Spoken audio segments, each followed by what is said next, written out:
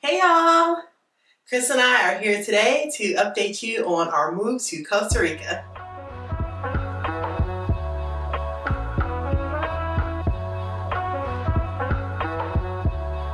So today we're talking about our Moving to Costa Rica series.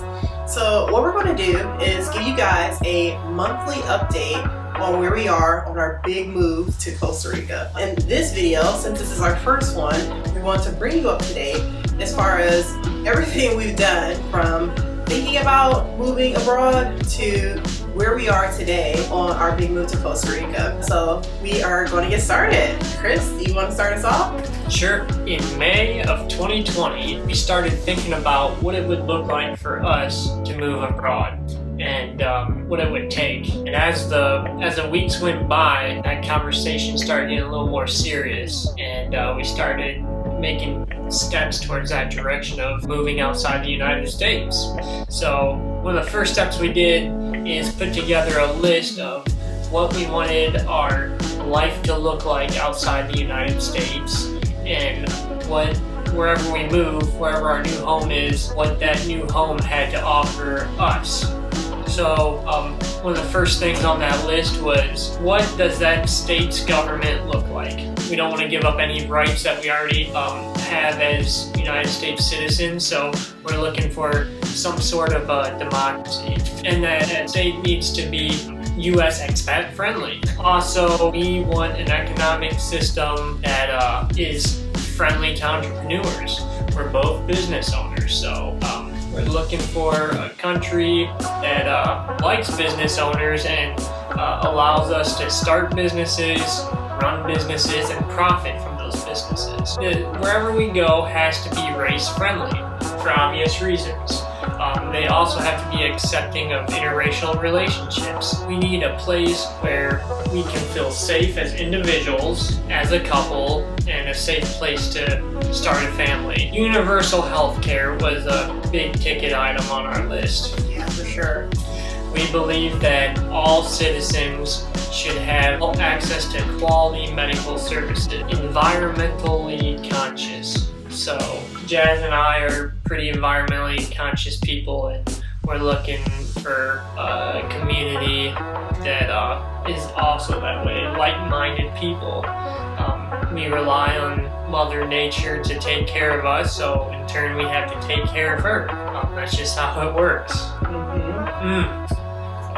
We're looking for somewhere with great weather, a warm climate, and a beautiful coastline.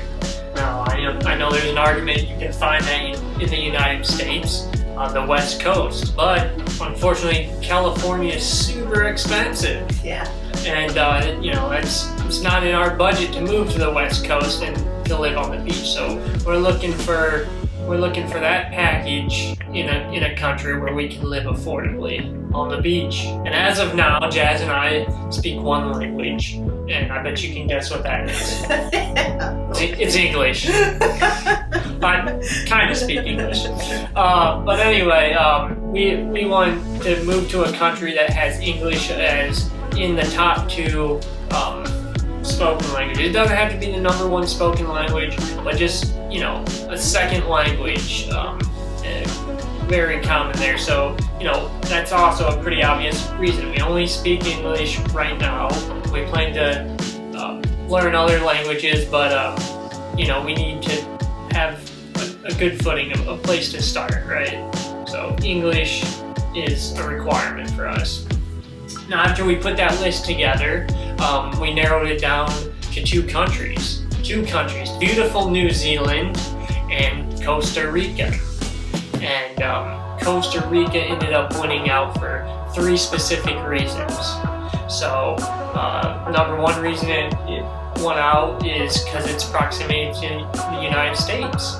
You can get there in as little as 3 hours for $300 flying from the United States. And that just makes it easy for traveling back and forth to the States for us, our family, and our friends.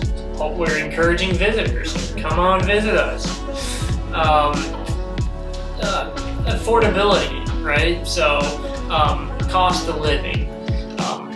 The the dollar stretches further in Costa Rica, especially compared to New Zealand, where the dollar is not as strong. So our money will go further in Costa Rica. Time zone. Costa Rica is in the central time zone, which is awesome for us because it'll make it easy for us to keep up with our family and friends, and also work digitally through the United States. So that's huge.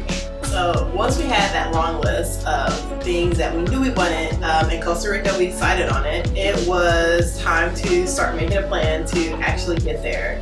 And at this point, I think the both of us were a little overwhelmed with, okay, how do we do this? How do we even get started? Should we look at, becoming permanent residents first, like working on that paperwork? Or should we look at, where are we going to live in Costa Rica? What city? Like, are we going to rent? Are we going to buy a place? With this in mind, we said, okay, we need to get help. And that's pretty much one of the first things we did.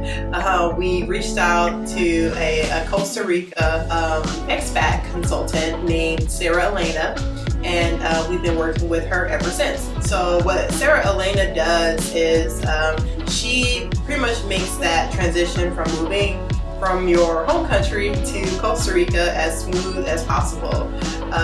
She has helped us already in a number of ways in just a short window of time that we've worked with her, just a few months. A few things that Sarah Elena has done that has been incredibly helpful is just being a good source of information. Number one, she actually has a course that she gives to all the people that she works with that shows you step by step how to go from moving from your country to Costa Rica.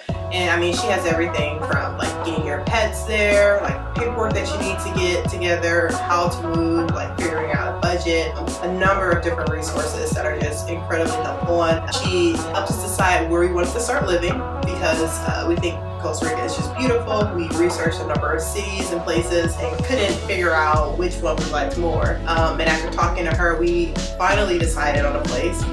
We were going to start in Playa Hermosa, which is a small beachy town outside of Paco. So she helped us with that. She also helped us develop a budget so that we know what kind of lifestyle we can have, and also come up with one that's reasonable for what we're trying to do in Costa Rica. One of the most important things she's probably done up to this point is connected us to our residency lawyer, Andres. So Andres has been very helpful because he helped us on that whole side of, okay, here's what you need to do to get your paperwork together to become permanent residents in Costa Rica. The first things we had to do was get our birth certificate, our marriage certificate, and a federal background check apostle. And if you never heard that term before, I know I didn't prior to this conversation with Andres, it pretty much means getting it authenticated or notarized. But it's just a specific way you have to have it done for Costa Rica. It took us 3 months to get this paperwork apostle because the federal background check one just took quite a long time to get completed, just because it had to be sent all the way to DC, whereas our marriage certificate only took a couple of weeks. And everything was backed up with COVID, so. Yeah, COVID played a big role, that's why it was slower. And typically, a lot of these places you can walk in to get this paperwork completed, but that is no longer an option for most of these places because of COVID. So yeah, snail mail for that whole process. But the good news is now that we have received all of our apostles back in the mail, that means that we can move on to the next step with our paperwork. So Chris, you want to talk about that? Yeah, Jazz told you about Andres, and he's our residency lawyer. He's helping us compile, complete, translate, and file all the documents and paperwork that is required for us to become permanent residents of Costa Rica. So there are 5 ways that people can become permanent residents of Costa Rica. 2 of those ways actually apply to us. One of those ways to become a permanent resident is to be an investor in Costa Rica. So that means a requirement for that is that you invest $200,000 into a business or into a piece of property. All right. The next one that applied to us is called rentista residency, and the requirement for that is to guarantee $2,500 worth of income for yourselves for the next 2 years. Okay. So income from a job that you are currently working is not applicable. We're doing this, we're guaranteeing that income by putting $60,000 into a certificate of deposit in the United States that pays out to our bank account that we have inside Costa Rica. Okay, so it pays out $2,500 a month for 2 years. And so Andres is helping us get all that set up, and he's talking to our banks. He's helping us put the paperwork together, and he is putting it all in one package, submitting that with our residency packet. After meeting with Sarah and Andres last time, we were able to take a step back, look at everything we accomplished, look at what there still is to do, and set a timeline for ourselves as to when we'll actually be heading to Costa Rica. All right, so the date we came up with is June 2021, which is less than 4 months from, just under 4 months from now.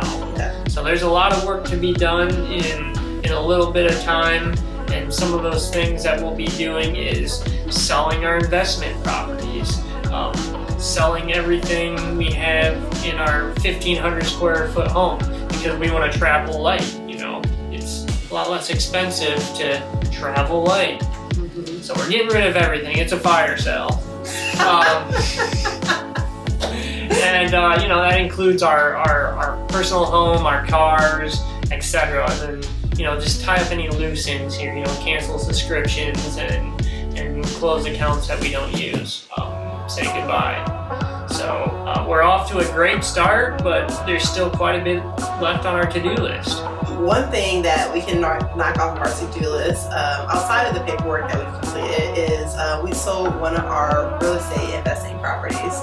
So we did that a couple of weeks ago. Super excited about it. One down, 2 more properties to go. Like Chris said, we're off to a good start. More to come. So that's our update for this month. We will have another update for you all next month as far as where we are with our process of moving to Costa Rica. Make sure that you are subscribed so that you can get that latest video and catch all of our other videos that we're going to be doing on Blogging Money Life as well.